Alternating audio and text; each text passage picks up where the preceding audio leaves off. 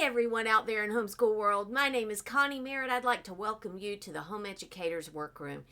It has been a while since I've been able to make a video, and I'm counting it as part of my homeschool journey.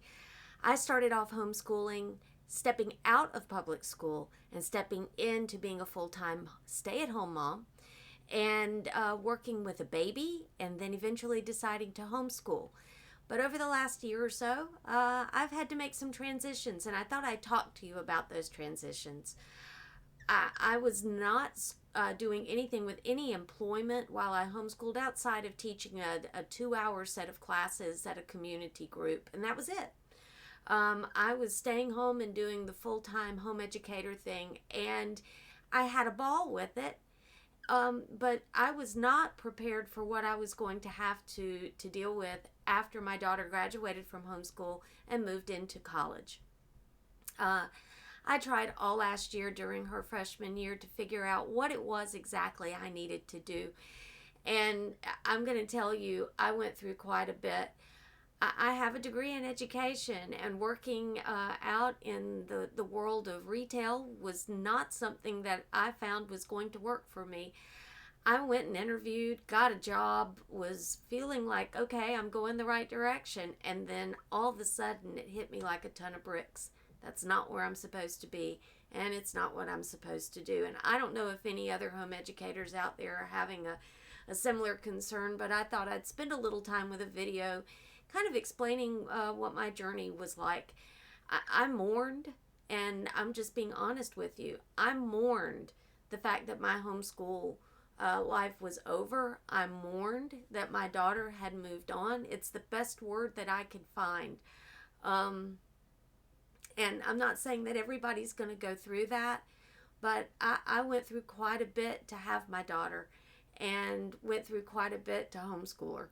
And I really was just not certain how I was going to continue to do something that was as fulfilling and as heartfelt as what I was doing for my daughter, and I was mourning all of it. So here I sit to tell you that I have found that thing. I have found the place that I know I'm supposed to be again. And that's happened a handful of times in my life, knowing exactly where I was supposed to be and having that certainty that it was going to be right and it was going to be fulfilling. And I found it again. I'm working as an educator, or some people would refer to it as a docent, at a local history museum. It's a living history museum.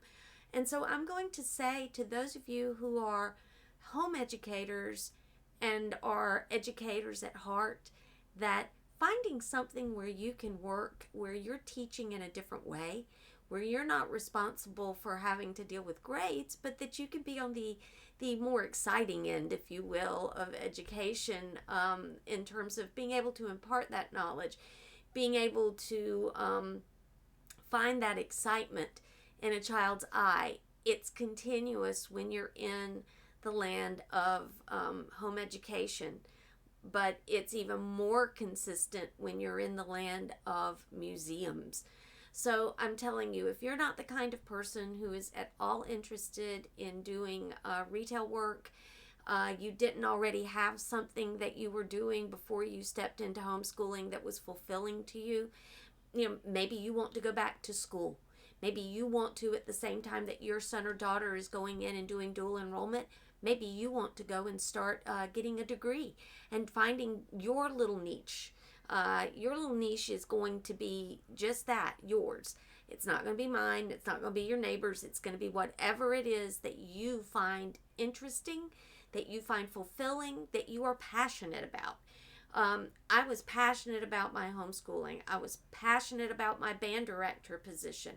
I was passionate about those positions, but I wanted to make sure that the next thing that I got, that I was not identifying myself solely by that position, by that job.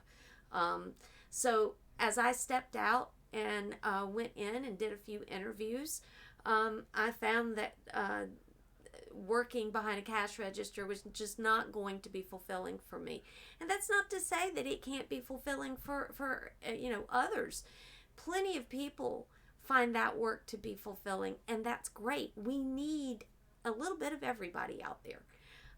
But for me, I needed something that was going to be as close to a teaching position as possible. I knew I wasn't going to be going back into the public school sector. I knew that I was not going to be in a maybe a charter school or a private school setting. That just was not where my passion was.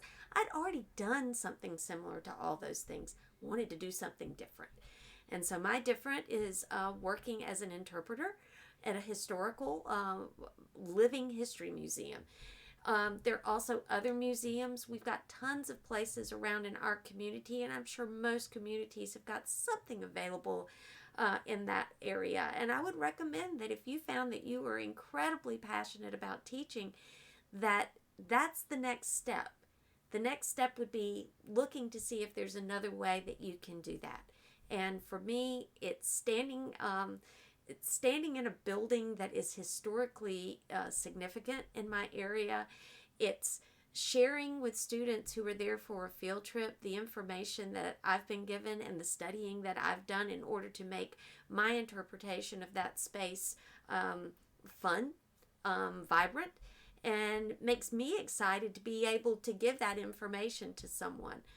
So where have I been for the last couple of months? I've been getting training in the position that I'm in. I've been learning a lot about myself and learning a lot about the community that I live in.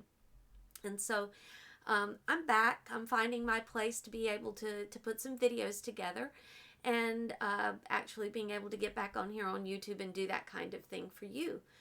So I hope that you have found this video a little bit helpful. I would recommend that you be very gentle with yourself if you're stepping out of homeschooling, that you find something that you're passionate about. It's more than a paycheck. It's actually paying you something, paying your heart, taking care of who you are as a human being. And we are not what we do for our life's profession. We were made to be special people for every person that we come in contact with. We were made to give words of encouragement. We were made to be supportive. We were made to be there to express ourselves in a way that maybe somebody else can hear it and gain from it, I suppose. So if you are a homeschool parent and are now really looking for something different to do, don't count yourself out of doing something in a museum.